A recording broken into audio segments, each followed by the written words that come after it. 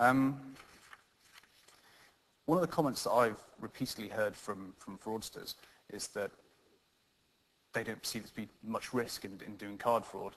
So, for example, the comparative risk between putting a stocking on your head and going robbing a bank, or robbing an online retailer from the privacy of your own bedroom. Would you agree with that? That fraudsters perceive there's little risk in doing card fraud?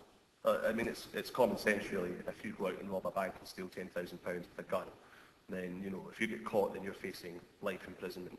Whereas if you steal £10,000 from a credit card, then, you'll be lucky to get maybe 2 or 3 years at the most. So, I mean, for the fraudster, it's definitely a lot safer, in terms of getting caught. And also the other thing as well, if you rob a bank, then the police are going to be on your tail right away. Whereas if you do something over the internet, then, a lot of the time the police won't even know about it because it's just such a common thing then. Yes, so some of the research that 192 have done shows that 70% of retailers, and I don't know if you guys think this is the case, but 70% of retailers don't actually report online fraud to anyone, whether it be to the bank, to the police. And I think the reason for that is that at the moment they don't have anywhere to report it to. The retailers' experience of reporting fraud to the police isn't great. The police might say, well, actually no, the cardholder's in that jurisdiction, so you have to go over there. I mean, I had an interview with BBC News 24 last week, and I was asked about this very same thing. I mean, my opinion would be that I think what might be a good idea, well, I think definitely be a good idea, is to have a dedicated unit in each police force around the country, possibly funded by the banks, seeing as it's them who's going to save the money in the long run, to deal with this sort of thing, because it's becoming a growing problem. I mean, every week we're hearing stories about fraud this and fraud that, so the public are going to get to the stage where they're just so concerned that the police are going to have to do something about it. To be fair to the banks, I think that does happen at the moment, although to a lesser extent. There's a unit called the DCPCU, the Dedicated Card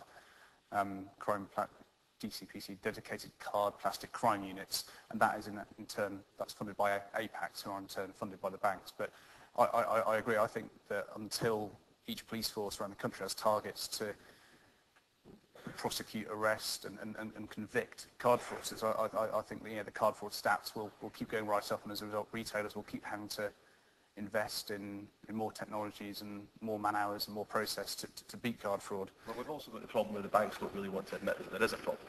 So, how can they fix a problem that apparently isn't there? Yeah.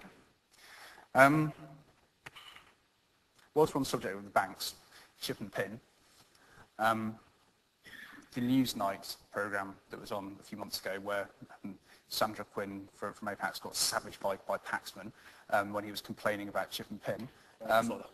Okay. Well, chip and pin. Do you think there is any threat? Any route in for fraudsters, or? Well, from what I can recall of the Newsnight programme, I'm not sure if anyone here saw it, but the gist of it was that the Newsnight team had went up to interview a team of boffins at Cambridge University who had discovered that chip and pin was not the safe method of payment that the banks keep telling us it is, namely because the actual terminals that are manufactured by one particular manufacturer are able to be infiltrated by fraudsters, and the PIN number can then be read as the customer's entering it. So although the card, basically what they would then do is they would go away and make up a brand new card with a magnetic strip. Obviously they can't replicate the chip, but they can take the card overseas, and because they know the PIN number and they don't use the chips overseas, they put the card in the machine and they can take the money out that way. So yes, there is definitely a considerable threat to chip and pin from fraudsters. Although I'm still convinced that the real methodology that's going to be used by fraudsters to get around it, I'm still convinced we haven't actually seen that yet.